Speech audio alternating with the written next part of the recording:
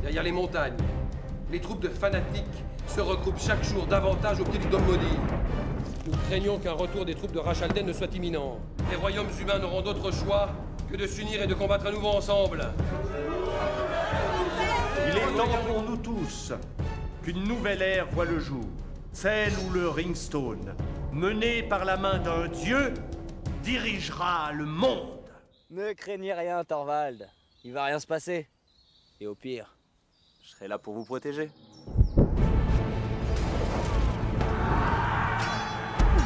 Espèce de vieux taré! Garde de bouche! Qu'est-ce qui vous est passé par la tête? Vous êtes complètement malade! Mais qu'est-ce que tu crois? Que c'est un ange? Qu'il va nous remercier, nous les humains? Alors qu'on lui a pourri sa vie pendant plus de 1000 ans? Trouvez-les et rapportez-moi leur tête. Debout, Vermine, nous sommes arrivés. Où ça? À Sandia, notre cité. Eh oh! Tu sers de carottes. Hein? C'est ça l'hospitalité elfique? Il y a parfois des situations où les hommes peuvent commettre des actes insensés. Vous vouliez parler de ce genre d'acte insensé? Effectivement, c'est un très bon exemple. Une espèce de barbare sans cervelle! Mais qu'est-ce que vous avez fait? Il semble n'y avoir personne. Mais nous devrions guetter. Bonjour! Il y a quelqu'un? Ouais, on peut aussi la jouer comme ça. Mais qu'est-ce qui te retient, Mystique? À la trouille? Oui, dit comme toi, j'en ai pas le cap tous les matins pour nourrir mes chiens. Ah ouais? Ouais!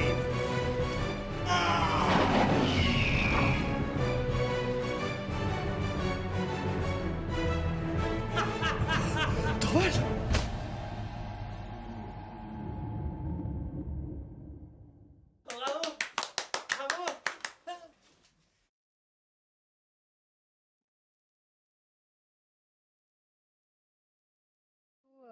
Je recours avec Rémi Hoffman, qui est le boss des Seigneurs d'Outre-Monde.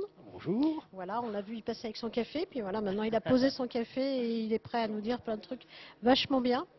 Donc, les Seigneurs d'Outre-Monde, par rapport à la culture geek française, c'est une grande aventure. J'aurais tendance à dire une des premières aventures dans le style épique, puisque ça fait longtemps qu'ils existent. Ils ont fait un film qui est mythique pour notre communauté, puisqu'il y a énormément de gens qui y ont participé et énormément de gens qui ont suivi cette aventure qui a duré...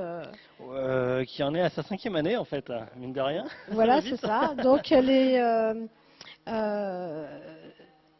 y a eu un premier film, donc sur un fan film Star Wars. Voilà, on avait commencé l'aventure avec donc l'association R2, donc il y a un super jeu de mots, nouvelle ère, R2, R2D2, donc c'était des fans de Star Wars, à chaque fois je me trompe. Et donc on a commencé avec l'Ordre Sith, donc un fan film de 1 heure, donc fait avec tous des fans qui ont fait tout de A à Z, les costumes qui jouent dedans, les décors, plein de choses. C'était donc dans ce film-là qui était un peu comme l'épisode 7. Donc bon, maintenant on va devoir faire un procès à Disney parce que vous avez compris un peu l'idée, donc c'est pas normal. Et en fait, il y avait plus de 600 plans truqués, des scènes de bataille, plein de choses. Donc ça restait à la fois très amateur, mais voilà, de très bonnes choses dedans. Et suite à ce projet-là, qui était quand même assez énorme, qui nous a pris 10 ans pratiquement, voilà, entre les tournages qui se font les week-ends, les vacances et puis toute la post-production. Donc du coup voilà, ça a pris énormément de temps, mais du coup ça avait bien marché. Il y a eu un gros buzz sur plein de chaînes de télé, on en parlait, plein de journaux en parlaient. Et puis nous, ça nous a donné un peu tout le sens de la mécanique de travail pour après faire d'autres projets plus aboutis, quoi. Et le temps aidant, et puis parce que c'était aussi un thème qui m'est très cher, voilà, on s'est lancé sur un projet original dans d'Heroic Fantasy, mais complètement dans un univers original. Complètement différent. C'est vrai que l'Ordre Sith, ça a été son sous-titre, enfin pour nous, communauté, c'était « Ils en sont où ?» En fait, c'est le film Ils en sont où? Bientôt, bientôt, mais pas tout de suite. C'est un peu tous les teasers, c'est un peu ça. Voilà, donc maintenant l'aventure est repartie depuis donc quelques années sur Les Seigneurs d'Outre-Monde. Tu peux raconter le pitch pour ceux qui Ouais, connaissent bien pas sûr. encore? Alors, Les Seigneurs d'Outre-Monde, donc là, c'est un film médiéval fantastique où on reprend une grande trame classique, on va dire, qui se passe sur le monde d'Eravis. Donc le monde d'Eravis qui reprend les codes avec des elfes, des orques, des humains, des vampires, il y a plein de choses. Et à 1000 ans avant que l'histoire commence, le monde était géré par ce qu'on appelle des incarnats, qui sont un peu des dieux sorciers, chacun représentant des éléments.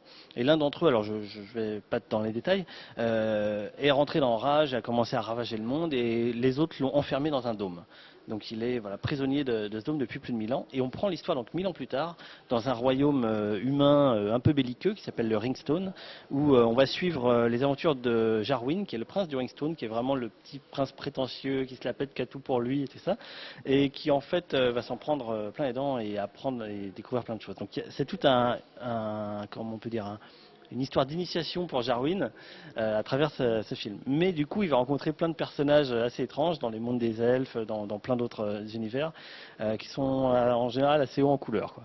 Donc voilà, j'en dis pas plus pour l'instant. Vous verrez un peu donc déjà sur le teaser et bientôt donc sur la première partie qu'on va diffuser. Voilà, c'est ça, on va diffuser la première partie parce que sur le principe de où ils en sont, donc du coup Rémi et son équipe nous livrent dès qu'ils ont quelque chose, donc on a pu déjà en voir une demi-heure, donc on va la diffuser et profitez-en bien parce qu'il faudra attendre après pour avoir l'autre partie, donc vous en êtes où là de la post-prod? Alors, on en est où? Il y a alors tout le montage, il manque juste la fin qui est pas finalisée, mais tout le montage est bien avancé sur tout le film. Le film va durer 2 heures au final, donc voilà, tout un programme.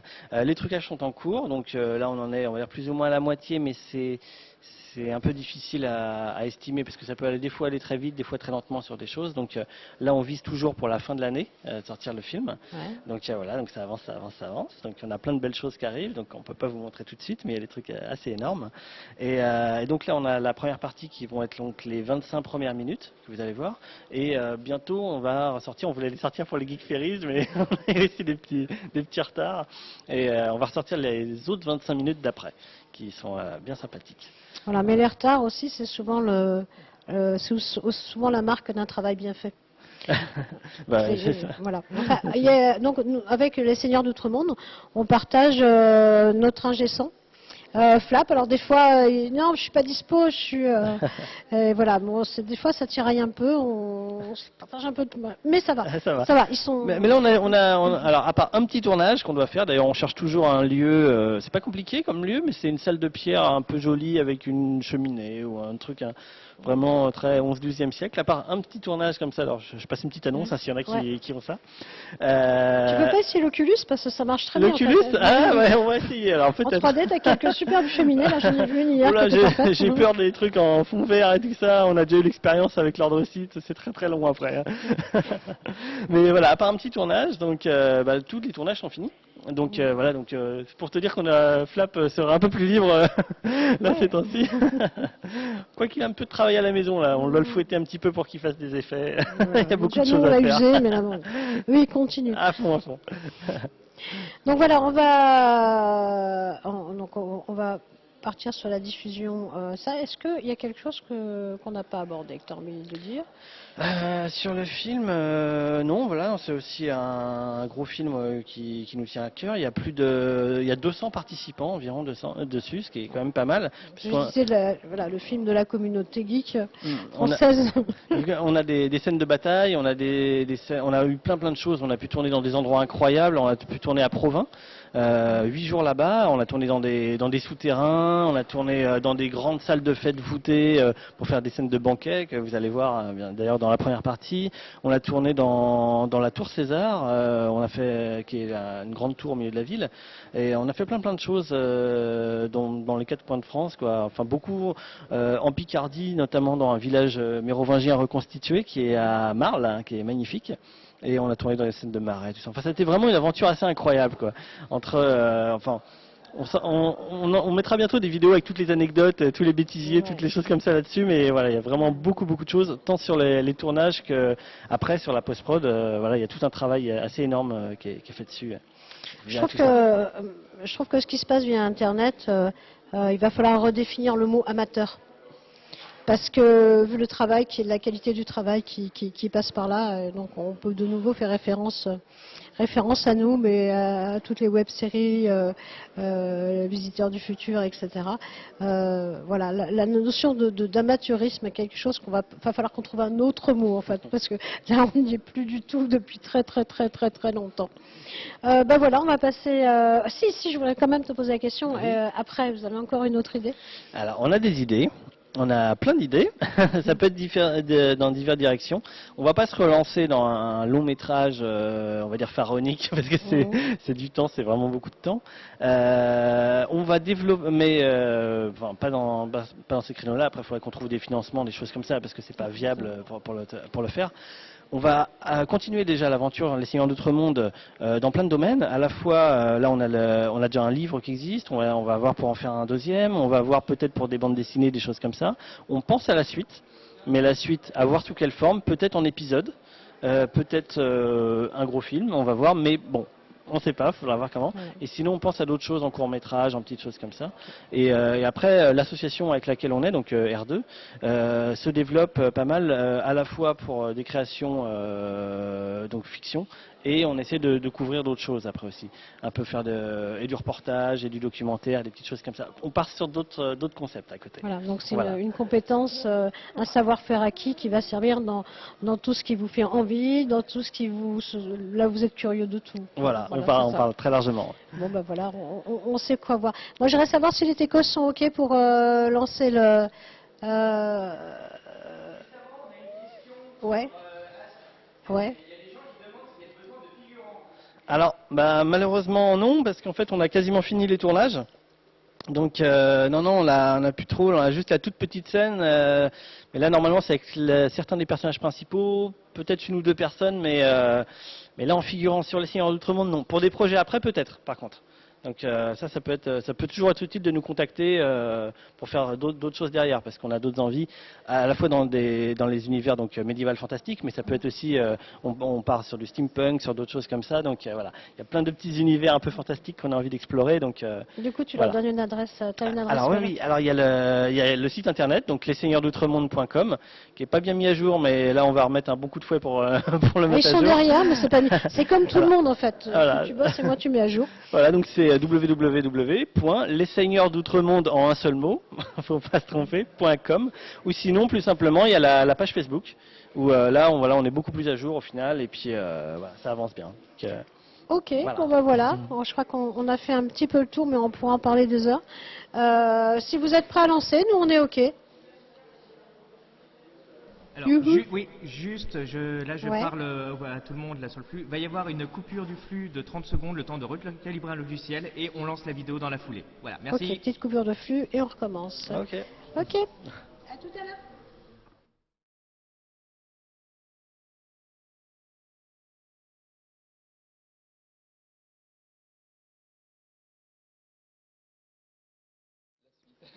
C'est la suite. Et écoutez, déjà j'espère que ça vous a plu cette première partie. Donc c'est les 25 premières minutes du film. Alors je tiens à préciser, j'avais oublié de le dire avant, et je sais qu'on va me taper sur les doigts, surtout au Fenris. C'était donc un preview. Donc preview parce qu'il manque encore plein de choses au niveau du son par exemple. Il y a de la post-synchro qui n'a pas été faite, ça vous avez pu l'entendre, il y a des petites choses qui gênaient. Il y a encore plein de petits bruitages qu'on veut revoir, plein de mix à faire. Et bien sûr au niveau des effets spéciaux, il y a encore des petites choses à revoir, notamment, alors je sais que ça c'est le plan qui traumatise un peu tout le monde, c'est le plan où on a un travelling en 3D qui va être tout refait avec le vitrail au bout. C'est maquette, voilà, on l'a émis comme ça en attendant, d'ailleurs il a été refait entre temps, bon là je l'ai pas intégré dans la vidéo, tout ça c'est maquette, voilà. Donc pour vous dire, ce sera encore amélioré toute cette partie-là que vous avez vue. Et voilà, j'espère que ça vous a plu. C'est vraiment une partie qui introduit l'univers. Donc c'est une partie qui est assez sombre parce que le background est assez sombre. Mais après, on va dire, dès que ça démarre, c'est-à-dire à peu près là où ça s'arrête, puisqu'on est à 25 minutes du début du film, sachant que le film fait 2 heures à peu près. Après, on part vraiment dans une action où il y a beaucoup plus de comédie. Il y a toujours des choses sombres, il y a toujours voilà, plein de petites choses épiques et tout ça. Mais voilà, il y a beaucoup plus de comédie. Après, on rentre avec les autres personnages. Voilà. Donc on va passer à vos questions. Alors la première, donc on félicite pour ton travail. Voilà. Bah merci, merci. Donc est-ce qu'il y aura une suite? Est-ce qu'il y aura une suite attends, putain. Ouais. Est-ce qu'il y aura une suite? Pour l'instant, on y songe. On y songe à travailler sur l'écriture. Alors je vous dis pas comment évolue la suite du scénario, mais c'est ouvert. Donc on pense déjà à sortir tout le reste et on travaille sur l'écriture d'une suite. On ne sait pas encore sous quelle forme. Peut-être de la série, peut-être du film, peut-être que ça sera trop compliqué financièrement à développer une suite du film, parce que là tout est bénévole et tout ça, mais on peut le faire une fois, on peut faire des choses comme ça, mais pas répéter tout le temps l'expérience, parce que c'est très très long. C'est un investissement personnel en temps, en énergie et puis même financier, puisque tout le monde est bénévole dessus, donc c'est vraiment c'est tourner les week-ends, tout ça. Voilà, c'est vraiment compliqué à trouver des créneaux. Ouais. Et non, mais on y songe à faire une suite. Donc voilà, je ne vous en parle pas. Là, c'est déjà seulement la première partie du film. Voilà. Alors tout à l'heure, tu nous as parlé, donc il y avait un livre, c'est ça? Oui, voilà, il y a un livre en fait. Donc l'histoire du film se passe dans le monde des Ravis, 1000 ans après la création du dôme, qui est en fait le moment où Rachalden, qui est le seigneur des morts, est enfermé. Donc ce qu'on voit dans la première partie. Et le livre en fait, c'est un livre écrit par Fenris, qui est donc co-scénariste avec moi sur le film. Moi, je réalise et je fais la partie production. Fenris, lui, a coécrit. Il joue le personnage d'Abilash qu'on voit un petit peu là, mais qu'on verra beaucoup dès la deuxième partie, qui est l'elfe, et il fait aussi donc il a fait aussi tout l'univers étendu. Donc l'univers étendu dans les livres, c'est 7 nouvelles qui se passent parfois 200 ans avant, 400 ans avant, 800 ans avant, dans différents peuples. Donc il y a le peuple Urtek par exemple, qui est le peuple steampunk, il y a le peuple des Chams, qui est le peuple des gnomes. Il y a plein de choses chez les elfes et tout ça. Et à chaque fois les histoires sont autonomes, ça permet de découvrir l'univers. Mais à chaque fois il y a une petite clé qui donne une information sur le film. Voilà. Mais on peut toujours rien. Voilà. Mais on peut voir le film sans avoir lu les nouvelles et vice versa. C'est vraiment histoire d'enrichir l'univers et que les gens se l'approprient aussi un peu. D'accord. Et alors tu avais parlé d'une potentielle BD. Ouais. C'est une idée comme ça ou tu as déjà commencé à... Alors on y songe, là on commence à travailler avec des illustrateurs, notamment avec Guillaume, c'est Elom, c'est Guillaume Osier qui fait un super travail. Donc là pour l'instant il travaille sur des illustrations qui sont directement sur le film. Mais voilà, on y songe, c'est des choses qui commencent à se mettre en place, mais c'est toujours pareil quand on fait des projets aussi longs, on veut pas mettre la charrue avant les bœufs, on veut pas lancer trop de choses en même temps parce qu'on sait que c'est en faisant ça qu'on risque de ne rien faire aboutir. Donc, voilà, donc on y va progressivement et voilà, on se concentre vraiment sur le film pour l'instant. Mais c'est noté. Ça ferait plaisir à beaucoup de gens. Alors j'en profite pour dire que tu as plein de gros GG. Merci, c'est gentil, ça fait plaisir. C'est vrai que c'est beaucoup de travail et tout ça, donc c'est vraiment sympa de voir récompensé par des GG. C'est cool, merci. Alors, il y a beaucoup de références donc, du coup, dans ton film. Est-ce qu'on te demande si tu es fan de mythologie grecque et tout ça? Oui, tout à fait. Ouais. En fait, c'est tout bête, mais j'ai la chance d'avoir un papa qui est prof d'histoire et qui m'a appris pas mal de trucs des gamins sur tout ce qui était égyptologie, mythologie grecque et tout ça. Et donc voilà, donc ça a toujours été un truc que j'ai beaucoup aimé, au même titre que tout ce qui était plus médiéval, contes de Grimm et tout ça. Et c'est vrai que voilà, clairement, dans la structure de l'histoire, on se base sur des grands codes classiques un peu mythologiques. On remarque ça, ouais. C'est alors sans prétention aucune, hein, c'est par exemple c'est les mêmes méthodes qu'avait pu faire George Lucas sur un Star Wars, où il reprenait le code du père, du combat, de plein de choses, tout. Donc voilà, c'est des choses qu'on retrouve très souvent, quoi. Et j'avais envie de le faire là-dedans, même si c'est très classique, j'avais envie de garder cette trame, quoi, quitte après à la détourner de plein d'autres façons, quoi. Très bien. Donc t'as encore des GG. Ouais, plein de GG. Allez, likez la page. N'hésitez pas, vraiment, posez vos questions. Oui, on remarque par rapport à l'intro en image, vraiment c'est très bien fait. Sur la partie dessinée? Ouais, sur la partie dessinée. Alors, on la partie dessinée, ouais. alors, on a eu la chance alors, de bosser avec Joss, donc c'est Evil Joss, D'accord. donc un illustrateur, auteur de BD, voilà, qui nous avait fait toute cette première partie. Donc c'était assez rigolo ouais, à mettre toutes les étapes en place, à partir en fait de la légende qu'on avait créée, se dire comment on la découperait. Donc la storyboarder. Après se dire bon voilà comment on va la mettre en scène. Alors avec donc Joss, on avait vu un petit peu les designs. Il a eu une part de création sur tous les incarnats qui arrivaient, qui étaient des incarnats secondaires. Il a eu toute une part de création là-dessus, c'est-à-dire comment on allait le composer et comment on allait le composer en fonction des différents plans. Parce que tout le principe de cette première partie, c'est de mettre donc des images, mais à chaque fois avec un arrière-plan, premier plan, deuxième plan. Et donc voilà comment on allait faire pour pouvoir jouer avec les flous, avec les transitions et tout ça. C'était assez rigolo ouais, de tout mettre en place. D'accord. Dans ton film, on aperçoit du coup il y a beaucoup d'artistes, on fait appel à beaucoup de corps de métier. Est-ce que c'est toi qui fais les démarches pour avoir ce monde-là, ou est-ce que tu as eu des demandes justement pour intervenir Alors il y a eu les deux. Alors il y a eu des gens qu'on a repris qui étaient déjà sur l'équipe de l'Ordre Site qu'on avait fait avant, donc un fan film Star Wars de 1 heure. Oui. Donc la base était ça, beaucoup pour les techniciens, quelques acteurs. Et ensuite il y a des gens qui se sont greffés au projet. Soit parce que je les ai rencontrés, alors notamment il y a eu au Café Saint-Sabin, il y a eu plein de choses comme ça à Paris, il y a eu plein de gens que j'ai pu rencontrer comme ça. On a commencé à parler du projet, on a commencé à lancer un premier teaser, une première bande-annonce qui était juste pour montrer l'atmosphère de ce qu'on voulait faire, c'était juste un duel en fait, pour que les gens disent voilà, pour qu'on dise aux gens pardon, voilà, c'est vers ça qu'on veut se diriger. Et après on leur parlait un petit peu de comment on voulait développer l'histoire, et il y a plein de gens qui se sont greffés dessus. Là je parle notamment des gens qui font de la reconstitution historique, qui nous ont beaucoup aidés pour les scènes de bataille, pour plein de choses, ou des gens qui font du spectacle vivant. Je pense typiquement à Shindra, qui fait du spectacle, qui fait des cracheurs de feu. D'accord, donc c'est le qu'on voit sur le banquet. Qui est la danseuse du banquet, voilà. Ou il y a aussi Emmerich, qui lui aussi fait du cheval, fait du combat à l'épée, du tir à l'arc, plein de choses là-dedans. Et voilà. Et après, on a fait une partie de casting avec des acteurs pro ou semi-pro, notamment via des sites comme cinéaste.org, où il y a eu, voilà, on a fait plein de demandes dessus. On a rencontré des gens qui étaient vraiment incroyables, qui étaient des perles. Je pense notamment à Xavier Gojo, qui tourne des fois dans des gros landes, et qui fait du théâtre. Là, il fait Un air de famille, qui est la pièce de Bacri. Voilà. Et là, il la remet en scène et il la joue en ce moment. Et voilà, que lui était incroyable, il nous a apporté aussi plein de gens dans l'équipe, d'autres acteurs et tout ça, mais voilà, c'était vraiment une grosse aventure humaine, c'était assez rigolo quoi, parce qu'on joue à la fois, en fait, dans les films un peu amateurs geeks, il y a peut-être un défaut qui est un peu générationnel et qui arrive, c'est que souvent les gens sont tous jeunes. Les acteurs sont tous jeunes ou tous de la même tranche d'âge, puisqu'en fait c'est plus dans des bandes de potes et tout ça. Ouais, c'est vrai, ce qui est cool, c'est bien.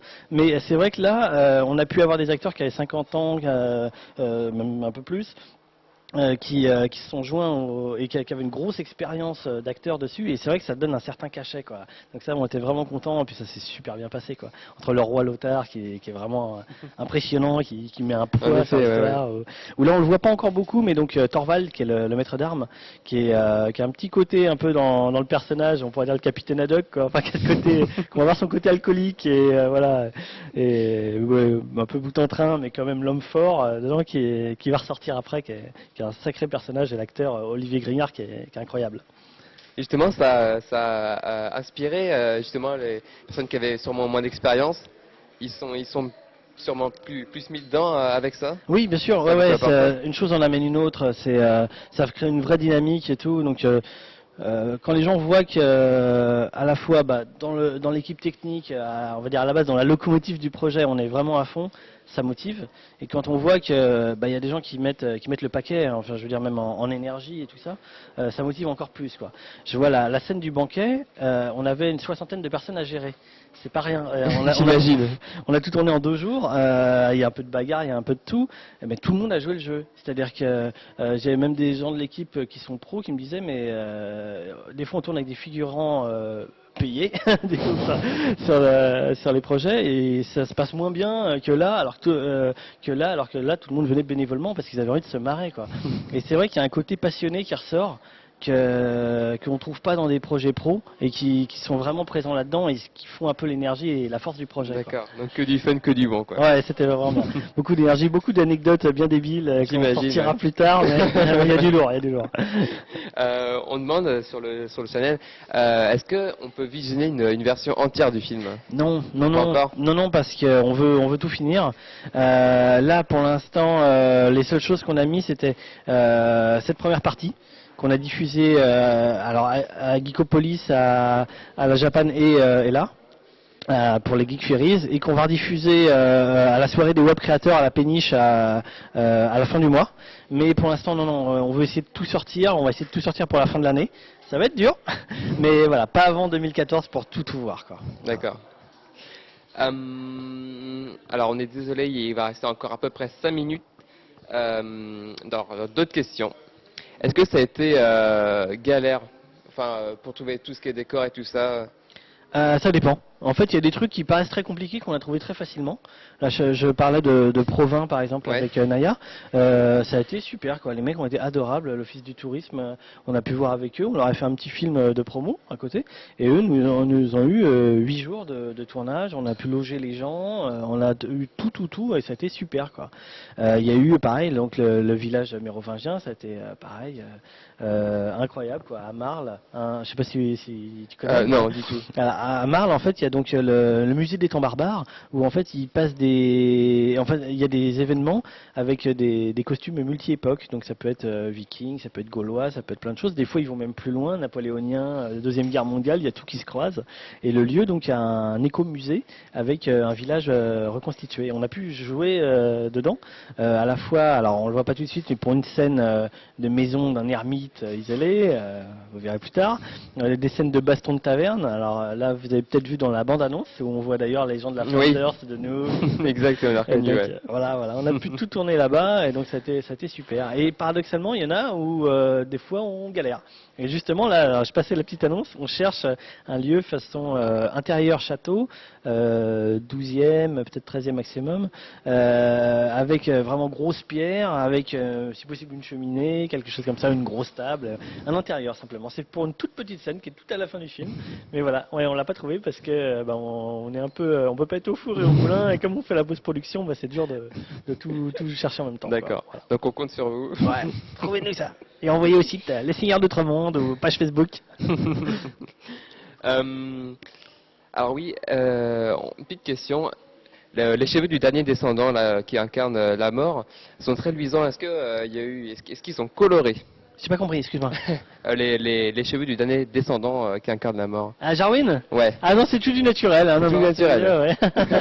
C'est surprenant. Non, je ne suis pas au courant. Mais non. Est-ce que c'est normal que le nom du dieu Rachalden ressemble autant à Razgul de Batman? Non, c'est le hasard. Complètement hasard. Ouais. Autant, alors pour les différents peuples, notamment les peuples du Ringstone, on a pris des noms parfois un peu germaniques. Pour les peuples des elfes, là, on les a pas encore vus, mais on a pris des noms, si je me trompe pas, c'est des noms indiens. On a pris un peu des sonorités particulières, mais non, pour Rachalden, non, c'est le hasard. D'accord.